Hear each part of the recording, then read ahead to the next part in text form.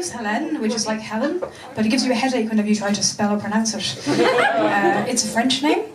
I'm not actually French, I just have very middle-class parents. My parents are so middle-class that when they couldn't afford to send us to private school anymore, we moved to Northern Ireland for the grammar schools. I know. It was the tail end of the Troubles versus the shame of sending us to the local comprehensive. Death or dishonour is a lesser known of the NCT's parenting slogans. I can only imagine that right now in Russia there's a family having a similar conversation looking at the Ukrainian school league tables. Gonna weigh them up. So, I mean, I don't know if you've ever noticed there's an increase in articles in newspapers about how to talk to your kids about difficult situations, how to talk to your kids about global warming, how to talk to your kids about COVID, how to talk to your children about how Boris Johnson is still somehow our Prime Minister.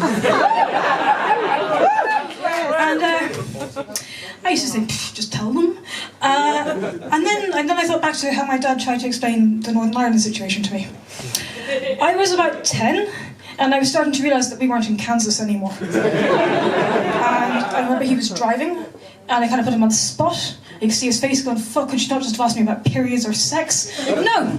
So he did that thing that parents do where you try to distill a complex subject, in this case intergenerational ethno-religious conflict, into the sectarian birds and the bees talk. This was he goes, well, so there was a guy with a donkey, and another guy thought that it was his donkey, and then the families got involved.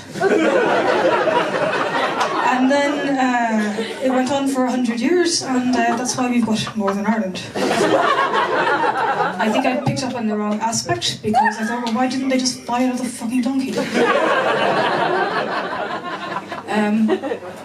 But yeah, I mean, my parents did a really good job. I mean, they really supported us in our hopes and dreams. You know, they follow whatever we want. Until one day I made the fatal mistake of saying, I think I want to be a doctor. And after that point, they really supported me in my hopes and dreams of becoming a doctor. Fuck everything else.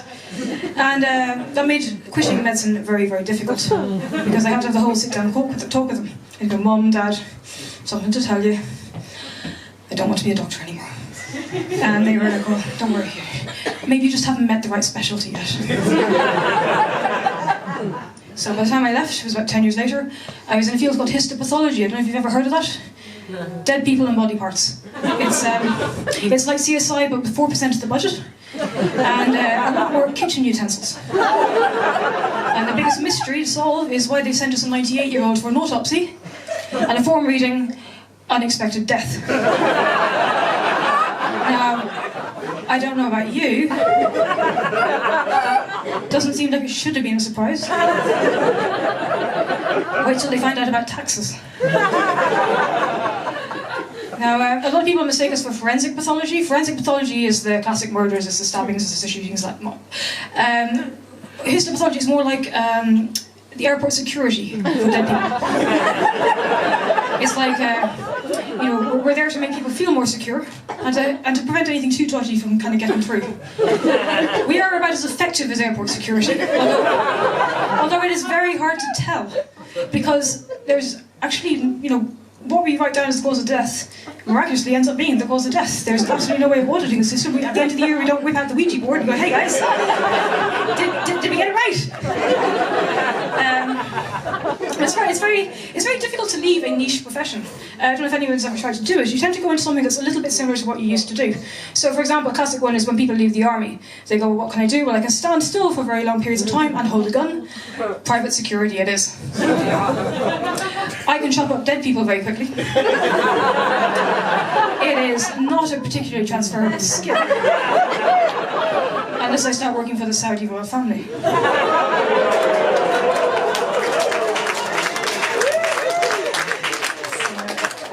I work part-time as a puppeteer at a toy museum. And I enjoy it. People say, what's the best thing about it? I say, well, it's the sound of the children screaming. And so I say, well, let me explain to you a little bit more. You know, I play a little horse marionette puppet that comes in at night and steals the farmer's corn. And we tell the children, shout if you hear the farmer. So shout if you see the thief.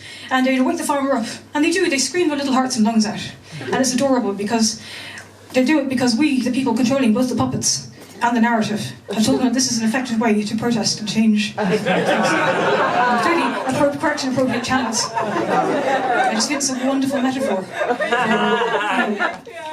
participatory democracy in a late capitalist society, with of course past the post voting system.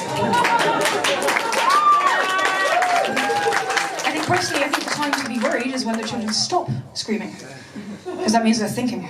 And the last thing you do want is some little smart ass in the back going, "Hey lads, you see them, they're strings. You voted up.